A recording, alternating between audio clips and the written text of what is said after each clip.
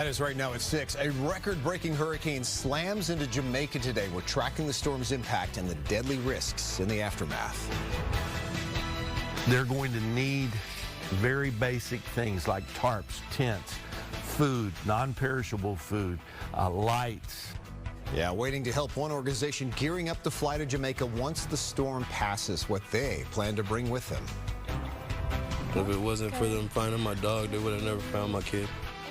Pretty amazing story here with a family being reunited after a toddler goes missing overnight. The happy reunion and how the child and the dog were found safely. From Tampa Bay's #1 news station, this is the Fox 13 6 o'clock news. Good evening and welcome tonight. I'm Mark Wilson. And I'm Allie Corey. Thanks for being with us as we monitor the most powerful hurricane on record to hit the island of Jamaica. Hurricane Melissa made landfall on the island's southwest coast earlier today as a catastrophic Category 5 storm. It is one of the strongest Atlantic hurricanes in history. The streets in the capital of Kingston were mostly empty today as people sheltered ahead of the storm. You're looking at Halfway Tree, a normally busy transport hub in Kingston, and video of churning waves in Kingston Harbor. RJ Smith recorded storm surge starting to flood the beach in Montego Bay. They say they were evacuated after the roof was torn off of their hotel. The question now, what will be left once the storm passes? Massive wind damage occurred as Melissa's core moved over the island. Jamaica's highest mountain saw gusts of up to 200 miles per hour. Rain measured not in inches but feet, and landslides dangers remain. Jamaica's Prime Minister Andrew Holness said ahead of the storm that there was no infrastructure that could withstand its strongest winds. We want to bring in Paul now, who has the very latest on this catastrophic storm. Paul. Yeah, I guess the only good news, there really isn't much, is that the Kingston, which is the capital, is on the east side of the island. So the core of the hurricane missed Kingston, but they had a south wind all day with storm surge flooding. The hurricane made landfall at New Hope, Jamaica this afternoon, early this afternoon. Millibars was 892, top winds were 185. About 600,000 to 700,000 people live on the western half of Jamaica, and the core of the hurricane pretty much went right over the western half of the island. And it's moved now back over the Caribbean Sea, very close to Montego Bay. And as the day moved along, you can see the eye begin to deteriorate. And that makes perfect sense. The energy source, which is the warm water, is cut off, and there's high mountains across Jamaica. So that really tends to disrupt the overall circulation. This is the 5 o'clock advisory. The storm is moving back over the Caribbean.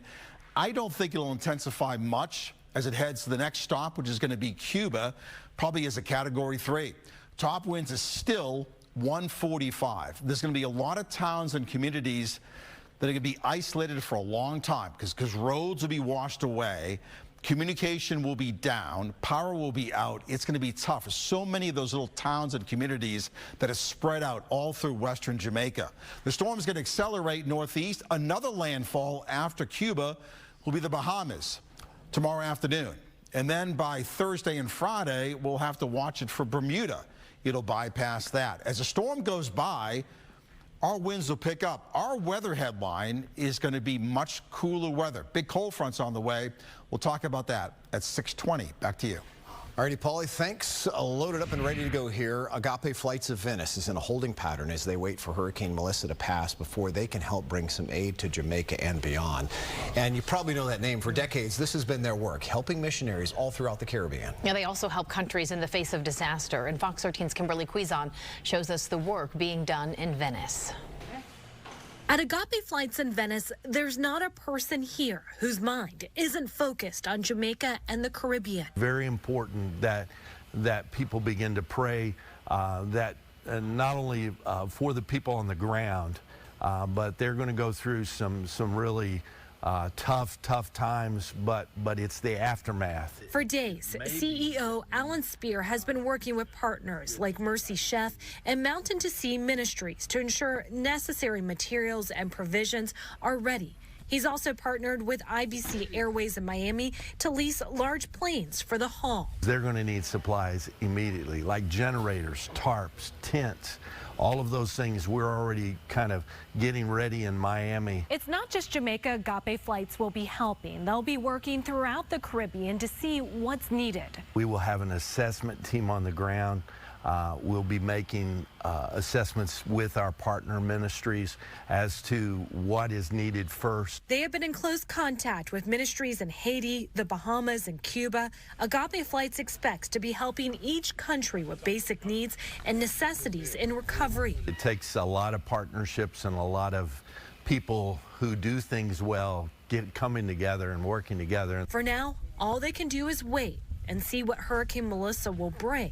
Each hour that goes by, they prepare to get their planes and supplies to those who will be waiting. We don't know what we don't know. You know, the condition of the airport, if the airport will be closed, if the government will close the airport. There's so many factors in this. From Venice, Kimberly Quizon, Fox 13 News.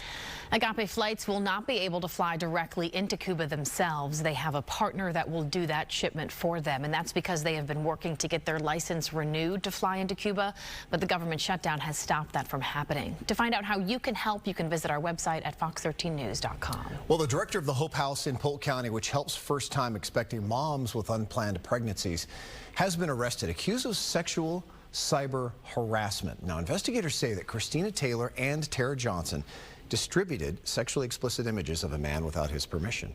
Taylor is his ex, and deputies tell us the images were sent to the victim's new girlfriend after Taylor and Johnson found out he was dating someone new.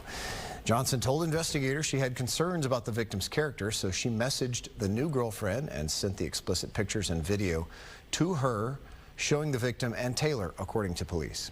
Both women now face a charge of sexual cyber harassment. Well, Johnson's been the executive director of the Hope House for more than 2 years. A little boy is also home tonight, thankfully, after going missing overnight. Hillsborough County Sheriff's Office tells us he went missing last night with his family dog from their home off of Sly Avenue. Now, he was found by deputies this morning. Fox 13's Kylie Jones spoke with his parents after they were all reunited. Fortunately, this search ended with a sigh of relief. Jalen Johnson's family was overcome with emotions when they were reunited with him this morning. Now, his parents hope this serves as a learning experience for every other family. 23-month-old Jalen Johnson ran into his sister's arms Tuesday morning. The search for the missing toddler ended in happy tears. Relief. Relief that he was not in the lake. Relief. The Hillsborough County Sheriff's Office says Jalen's parents frantically called 911 around 6:45 Tuesday morning. They couldn't find Jalen or the family dog. The parents were frantic. They last saw him at 11 o'clock at night when they put him down to bed. The call launched a search centered around the family's River Tree Landing apartment homes complex off Sly Avenue.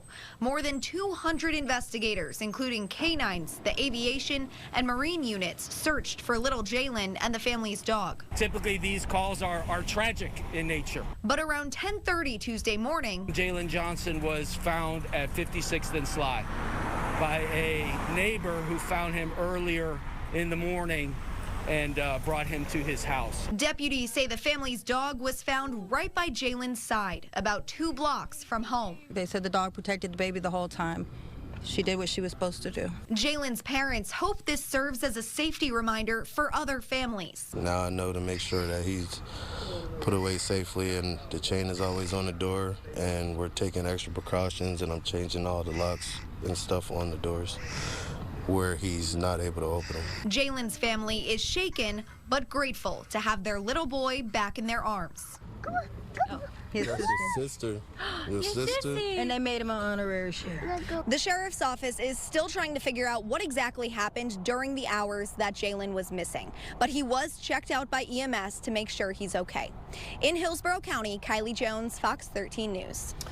All right, safe. So glad to see that have a happy ending. Those don't always end that happily. All right, thanks to Kylie Jones for that. Coming up tonight, air traffic controllers here at 6. They missed their first full paycheck. Day 28 now of our government shutdown. And more pain is coming for families that rely on food benefits. That's ahead at 6:30. The legal action